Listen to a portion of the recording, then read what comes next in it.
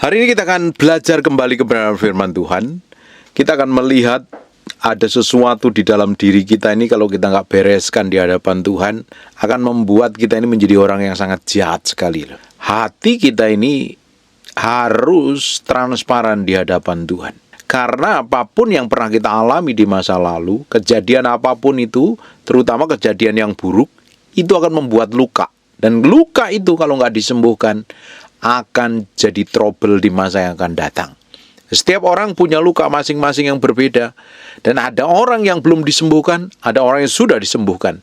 Semakin kita disembuhkan, semakin kita dipulihkan, kita semakin memiliki karakter persis seperti Kristus. Tetapi, kalau kita tidak dipulihkan, tidak disembuhkan, engkau menjadi orang yang bikin masalah. Engkau jadi orang yang bikin trouble. Dari sikapmu, tindakanmu, kelakuanmu selalu bikin masalah, selalu bikin keributan, selalu bikin kekacauan. Nah, kita akan lihat itu dimulainya dari karena ada rasa yang belum di dalam hati ini diserahkan di hadapan Tuhan. Seluruh perasaan kita, kemauan kita, kehendak kita ini harus diserahkan di hadapan Tuhan. Bapak Ibu, ada rasa-rasa sakit hati, rasa terluka, rasa tersaingin. Rasa itu kalau nggak diselaraskan dengan firman Tuhan, ujungnya kita akan memiliki sikap hati yang sangat-sangat bertentangan dengan kebenaran firman Tuhan. Sekarang kita akan lihat di Nehemia pasal yang keempat. Mulai ayat yang pertama, saya pernah ajarin tentang kitab Esra dan Nehemia ini, Bapak Ibu bisa cari khotbahnya di YouTube. Cari saja pasti akan ditemuin tuh. Banyak sekali tuh. Saya ngajar seri tuh kalau nggak salah. Nehemia pasal yang keempat mulai ayat yang pertama. Ketika Sanbalat mendengar bahwa kami sedang membangun tembok, bangkitlah amarahnya dan ia sakit hati. Ia mengolok-olok orang Yahudi. Karena ada orang memang tidak suka kalau kita ini bertumbuh dewasa. Ada orang yang tidak suka kalau kita ini diberkatin. Ada juga orang yang tidak suka kalau kita ini lebih maju. Makanya Bapak Ibu ada pemimpin-pemimpin yang insecure, pemimpin-pemimpin yang merasa terancam karena kehadiran kita. Kenapa kok mereka merasa terancam? Karena takut tersaingin. Tidak heran dia akan injek kepala kita, dia akan halang-halangin, dia akan jegal, dia akan apapun lah caranya dilakukan. Salah satunya Sanbalat ini ketika melihat Nehemia mulai membangun tembok, mulai marah, bangkit amarah karena dia sakit hati. Orangnya kecewa, sakit hati, kesel, jengkel, marah, campur aduk. Dan apa yang dilakukan? Ia mengolok-olok orang Yahudi. Bapak Ibu bisa perhatikan, ada orang-orang yang sakit hati ini. Biasanya orang sakit hati, kumpulannya sama orang yang sakit hati. Mereka akhirnya ngumpul bareng jadi barisan orang-orang yang sakit hati. Biasanya ngomongnya tidak pernah baik, ngomongnya jelek. Bapak Ibu bisa lihat lah. Orang yang ngomongnya selalu jelek, menjelekkan orang lain, mengolok-olok orang lain. Mereka adalah orang-orang yang sebenarnya mengalami sakit hati yang belum disembuhkan. Bapak Ibu bisa bayangkan kalau engkau sakit hati nggak disembuhkan, apalagi sakit hati begitu menaun, menjadi trauma, menjadi kehidupan, menjadi karakter, apa yang terjadi? Hidupmu tidak akan jadi berkat, justru akan jadi batu sandungan. Orang yang suka ngolok-ngolok, merendahkan orang lain, mencaci maki, mencari kesalahan orang lain, seneng banget biasanya ini adalah kumpulan orang-orang yang sakit hati. Barisannya orang-orang sakit hati selalu cari kelemahan, membenarkan dirinya dan merasa dirinya paling hebat, paling pinter, paling suci, paling kudus, paling berhak masuk surga sendiri, paling berkenan masuk surga sendiri, dan yang lainnya bukan apa-apa. Bapak Ibu, kalau engkau memiliki sikap hati yang seperti itu, apa yang kamu pikir benar belum tentu benar di hadapan Tuhan loh. Makanya cara pandang kita harus selaras dengan firman. Hidup kita tidak boleh hanya berdasarkan asumsi pemikiran kita sendiri. Harus dicocokin sama firman. Kalau nggak cocok sama firman, bertobat dan berubah. Kita ini sedang bertumbuh ke arah Kristus, mengalami kedalaman dengan Kristus, mengenal Kristus sepenuhnya. Tapi banyak orang merasa ngerti segala-galanya. Belum apa-apa. Tuhan itu begitu besar, pemikiran kita tidak bisa menjangkau jalan kerjanya Tuhan. Tapi banyak orang merasa benar, merasa hebat, berhak menghakimi, berhak menuduh, berhak memperlakukan buruk orang lain. Hati-hati kalau Bapak Ibu memiliki sikap hati itu. Kerjaannya ngolok-ngolok, merendahkan. Jangan-jangan engkau termasuk golongan orang yang sakit hati dan pernah terluka. Rasamu tidak sesuai dengan firman. Perasaanmu tidak sejalan dengan firman. Itu yang harus dibereskan. Sanbalat ketika melihat bahwa tembok ini udah mulai dibangun, marah. Dia marah dan sakit hati. Ternyata sakit hati itu dimulainya karena kecewa dan marah. Kecewa akhirnya, dan ujungnya dia marah. Reaksinya dia merendahkan, dia menyerang orang lain. Dimulai dari kecewa, akhirnya marah, jengkel, benci, dendam. Nah, prakteknya merendahkan, ngolok-ngolok. Sekarang kita lihat ayat yang kedua. Dan berkata di hadapan saudara-saudaranya dan tentara Samaria, apa gerangan yang dilakukan orang-orang Yahudi yang lemah ini? Selalu menjelekkan, nganggep rendah orang-orang yang sakit hati, atau barisan orang yang sakit hati ini selalu menganggap orang lain itu rendah, tidak punya apa-apa, tidak bisa apa-apa. Makanya dia ngomong begini, apakah gerangan yang dilakukan orang-orang Yahudi yang lemah ini? Apakah mereka memperkokoh sesuatu? Apakah mereka tidak membawa persembahan? Apakah mereka akan selesai dalam sehari? Apakah akan menghidupkan kembali batu-batu dan timbunan puing yang sudah terbakar habis seperti itu? Apa bisa? Mana mungkin? Nah, potongannya kayak begitu. Nggak jelas lah. Pokoknya selalu diomongin yang jelek-jelek. Yang jelek-jelek, yang buruk-buruk, diomongin. Coba perhatikan ayat yang ketiganya. Lalu berkatalah Tobia orang Amon itu yang ada di dekatnya, sekalipun mereka membangun kembali, kalau seekor anjing hutan meloncat dan menyentuhnya, robohlah tembok batu mereka. Ini biarin aja kalau sampai dia bangun, sampai dia bisa, nanti disenggol sama anjing juga roboh. Selalu merendahkan. Kalau mulutmu suka merendahkan orang lain, kalau mulutmu suka mencaci maki orang lain, tidak menghargai orang lain, menganggap dirimu paling superior, menganggap dirimu lebih penting, menganggap dirimu lebih hebat, lebih kaya, lebih punya jabatan, lebih terhormat dibanding orang lain, coba dicek hatimu, jangan-jangan busuk loh, jangan-jangan jelek nih.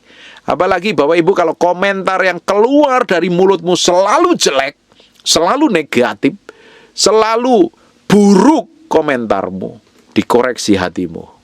Jangan-jangan hatimu belum beres, masih dipenuhi dengan luka. Terutama kalau dari mulut kita ini seringkali ngomongin orang lain ya. Karena kita pernah dikecewakan, karena kita pernah disakitin. Terus kita kalau ngomong dengan orang yang kenal, dengan orang yang menyakitin kita ngomong jelek terus, ngomong buruk terus. Itu artinya hatimu belum pulih loh. Engkau masih kesel, engkau masih marah, engkau masih jengkel. Saya pernah ngalami seperti ini dan saya sadar diri cepat bertobat. Kalau saya ini punya kelemahan, saya jujur masih punya kelemahan dan saya harus ubah di dalam hadirat Tuhan. Biasanya ada orang-orang yang menjengkelkan, menyebalkan, kelakuannya buruk ya, menuduh, memfitnah ya. Biasanya saya udah cuekin orang-orang model kayak begini. Saya nggak akan tanggepin. Dia ngomong apapun saya nggak akan tanggepin. Saya nggak mau memperdebatkan pemikirannya. Saya biarin aja kadang. Kadang itu yang harus saya perbaiki dalam diri saya. Masih banyak. Kadang ngelihat orang-orang itu malas bergaul lah. Kadang kita juga harus pakai hikmat memang bergaul dengan orang seperti itu. Saya baru belajar banyak sampai hari ini. Dan puji Tuhan, ketika menghadapi orang-orang seperti itu, saya udah bisa netral hati saya. Kesel juga enggak, kecewa juga enggak, sakit hati juga enggak. Biasa saja. Mungkin karena dia belum mengerti kebenaran, ya sudah, memang pemahamannya sampai seperti itu. Nggak perlu kita perdebatkan. Apalagi kita ngotot-ngotot marah. Buat apa? Orang pemahamannya hanya sebatas itu kok. Kita jagain hati kita sendiri. Tapi banyak orang nggak bisa. Pingin konfrontasi. Jangan gampang konfrontasi sama orang. Kalau engkau nggak bisa mengendalikan dirimu, kalau nggak bisa menguasai dirimu, ujungnya malah ribut. Kamu yang terluka, orang lain yang terluka. Akhirnya nanti ribut, berantem. Itu menunjukkan betapa kita nggak ada pengendalian diri dan penguasaan diri.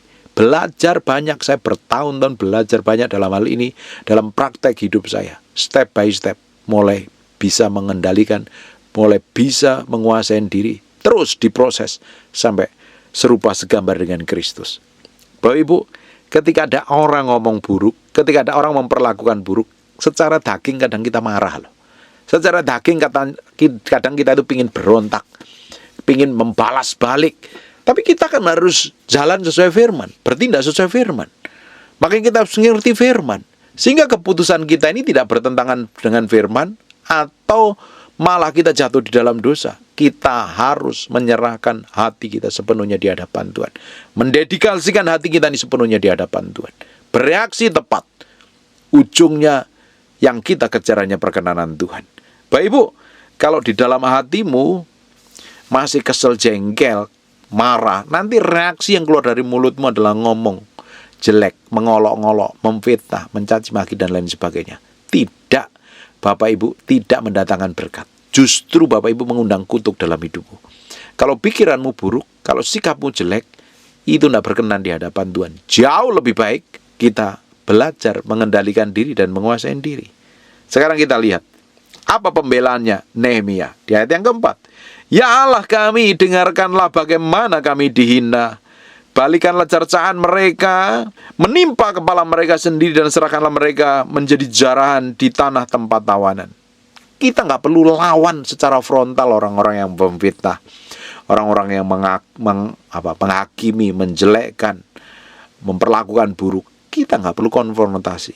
Bapak Ibu datang sama Tuhan, ceritakan sama Tuhan, nangis sama Tuhan jauh lebih baik daripada kita konfrontasi. Jangan pakai lidah bibirmu untuk maki orang. Jangan pakai mulutmu untuk memaki dan merendahkan orang lain, melukai orang lain. Mulutmu dipakai menjadi pengantara antara orang yang tidak bertobat dengan Tuhan. Ngomong sama Tuhan, curhat sama Tuhan.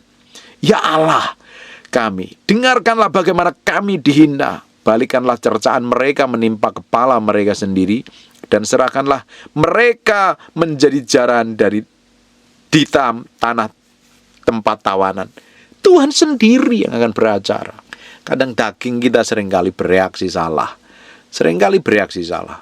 Makanya kita harus belajar dari semua kesalahan, kegagalan, kebodohan itu. Jangan sampai terjebak terus. Jangan sampai babak belur terus. Jangan sampai kacau terus, salah terus. Bertindak tepat, bersikap dengan tepat. Jangan membalas. Yesus sendiri ajarkan loh. Berkati orang yang memusuhin kamu. Berkati orang yang mencaci maki kamu. Berkati orang yang membenci kamu. Doakan, berkatin, bukan dicaci balik. Daging maunya caci balik. Tapi kita ini kan orang-orang yang hidup oleh Roh. Harus belajar menguasai diri, harus belajar mengendalikan diri, harus belajar hidup tepat seperti yang Tuhan mau. Bersikap tepat, supaya hidup kita semakin hari semakin didapatin berkenan di hadapan Tuhan. Ini saya berdoa, ini pelajaran mahal, pelajaran mengendalikan diri, menguasai diri, belajar supaya hati kita ini nggak terbawa kekecewaan dan menjadi orang-orang yang termasuk barisan orang yang sakit hati. Lebih baik kita serahkan sama Tuhan. Di ayat yang kelima, jangan kau tutupin kesalahan mereka dan dosa mereka, jangan kau hapus dari hadapanmu, karena mereka menyakiti hatimu dengan sikap mereka terhadap orang-orang yang sedang membangun. Tetapi kami terus membangun sampai setengah tinggi, sampai ujung-ujungnya bertemu, karena seluruh bangsa bekerja dengan segenap hati. Bapak Ibu, tidak ada yang tersembunyi di dalam hidup kita, di pemandangannya Tuhan. Semuanya terlihat jelas. Hal yang kita kerjakan, hal yang kita lakukan, hal yang kita perbuat itu terlihat jelas. Tidak ada yang bisa ditutupin. Baik perbuatan yang benar atau perbuatan yang jahat. Bahkan justru kalau ada orang kelakuan, sikap dan tindakannya buruk, justru kita serahkan sama Tuhan. Yesus pernah berdoa, Tuhan ampunilah mereka karena mereka tidak tahu apa yang diperbuat. Bapak Ibu, kita ini adalah imamat yang rajani. Imam sekaligus raja. Imam itu jadi pengantara antara orang berdosa dengan Tuhan. Berdoa supaya orang-orang yang menganiaya kita, memusuhin kita, dilawan Tuhan. Bukan kita membalas baik. balik. Bapak Ibu, kalau engkau terjebak dengan kecewa, kalau engkau terperdaya dengan sakit hati, ujungnya apa yang kamu kerjakan bisa stop dan berhenti. Tapi lihat nih Nehemia, tetapi kami terus membangun tembok sampai setengah tinggi, sampai ujung-ujungnya bertemu, karena seluruh bangsa bekerja dengan segenap hati. Kalau orang sakit hati, kalau orang jadi barisan sakit hati, orang yang kecewa, orang yang tidak bisa melihat ke depan, lihat masa lalu terus, Bapak Ibu tidak bisa bekerja dengan segenap hati. Kamu ingat marah, saya pernah ngonselingin orang, padahal suaminya udah minta maaf, sudah bertobat, sudah tunjukkan bahwa dia mengasihi istrinya, tapi istrinya yang seringkali kayak kesetanan, tantrum, teriak-teriak, benci, ngomong jelek. Kenapa? Yang dilihat di belakang nggak bisa melihat ke depan. Tidak bisa hidup berjalan dengan kemurnian ketulusan. Yang diingat jelek-jelek terus. Padahal kalau kita terperdaya dengan kecewa dan sakit hati, trauma masa lalu, Bapak Ibu tidak bisa melakukan pekerjaan dengan baik. Padahal setiap hari kita harus bekerja sesuai dengan ketetapan Tuhan. Sampai garis akhir kita didapati menjadi orang yang berkenan di hadapan Tuhan. Perhatikan ayat yang ke-7.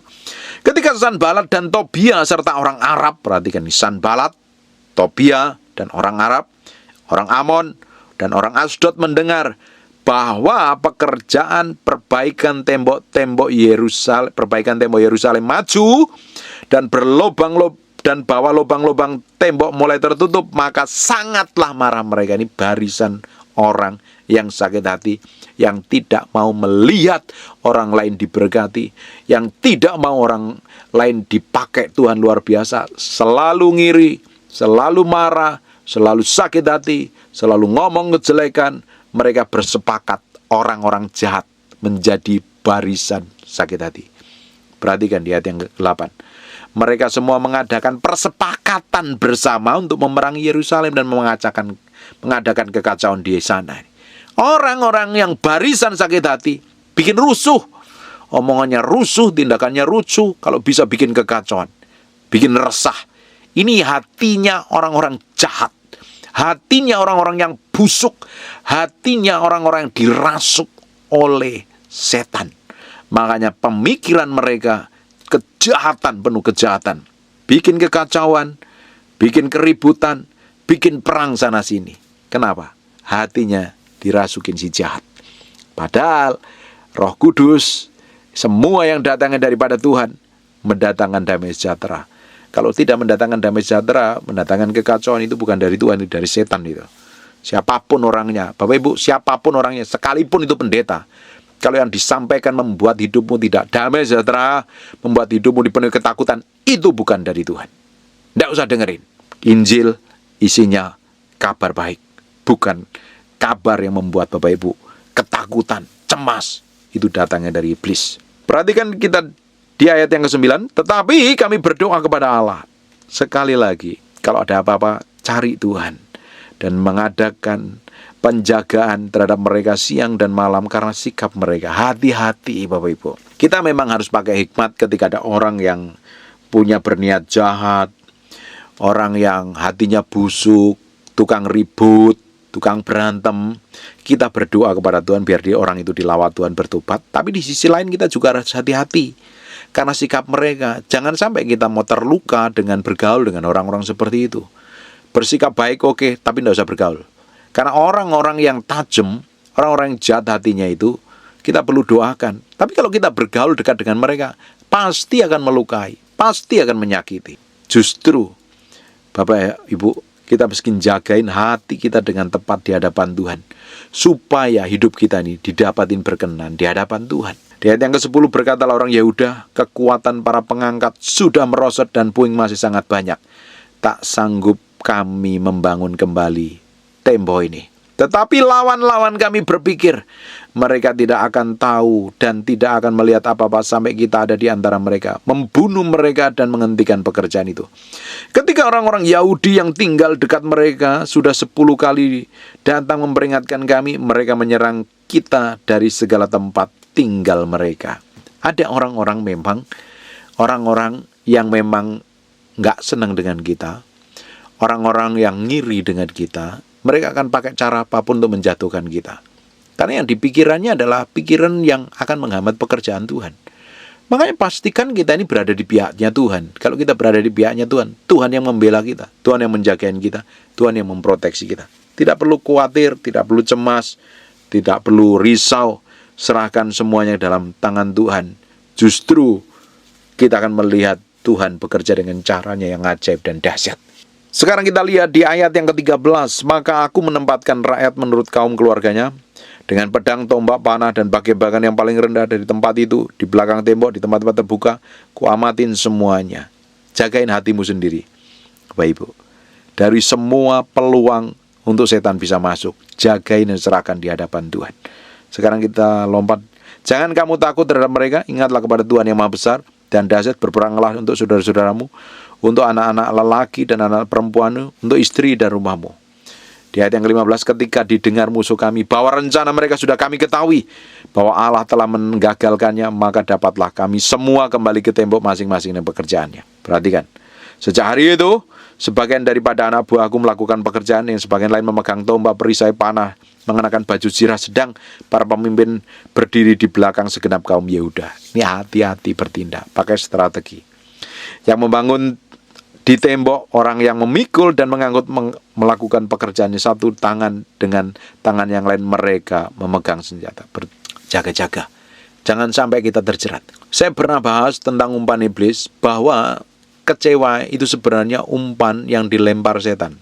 Ketika orang makan umpan namanya kecewa, dia akan sakit hati, dia akan terluka. Solusinya ngapain? Harus mengampuni. Kalau Bapak Ibu dipegang dengan rasa kecewa, dikuasai dengan rasa kecewa, Bapak Ibu akan dikontrol dengan sakit hati dan kepahitan loh. Bapak Ibu engkau ujungnya tidak akan memiliki cara pandang yang benar di hadapan Tuhan. Maka kita harus berhati-hati dengan segala sesuatu, informasi apapun, sikap siapapun. Kalau sikapnya orang itu buruk dengan kita, kita nggak jagain hati kita, kita akan terluka, kita akan sakit hati, kita akan bisa kecewa. Ujungnya apa? Kita nggak bisa menjadi orang yang penuh hikmat, bekerja dengan hikmat. Hari ini belajar mengendalikan diri, menguasai diri, menaruh sepenuhnya di hadapan Tuhan. Jangan menjadi kecewa dengan situasi yang buruk sekalipun. Fokus sama Tuhan, jalan sama Tuhan. Karena perjalanan kita untuk menggenapi apa yang Tuhan tetapkan dalam hidup kita. Kita akan bersama-sama menikmati kemenangan dari hari ke hari, menikmati kedahsyatan Tuhan. Hidup kita jadi berkat bagi banyak orang. Bapak Ibu, koreksi hatimu sendiri dan kita berdoa. Bapak, terima kasih buat firman-Mu, kami meteraikan dengan darah domba, firman nempel dalam hati kami. Berhari-hari, berminggu-minggu, berbulan-bulan firman jadi kehidupan, dan mau berdoa, kami menyerahkan semuanya ke dalam tangan kuasa Tuhan, biar Engkau sendiri yang beracara. Tuhan pimpin, Tuhan urapi, Tuhan tolong, supaya hidup kami semakin didapatin berkenan di hadapan-Mu.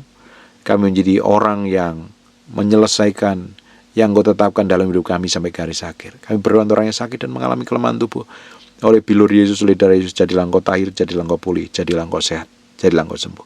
Dalam nama Yesus, haleluya. Amen, and God bless you. Ada orang-orang tadi, ketika engkau merasakan kuasa Tuhan, angkat tanganmu. Angkat tanganmu. Maju ke depan. Roh Kudus, aku mau buktikan kau hadir dalam Tuhan. Bukan karena, tapi karena. Suruh maju. Dia suruh maju. Ibu yang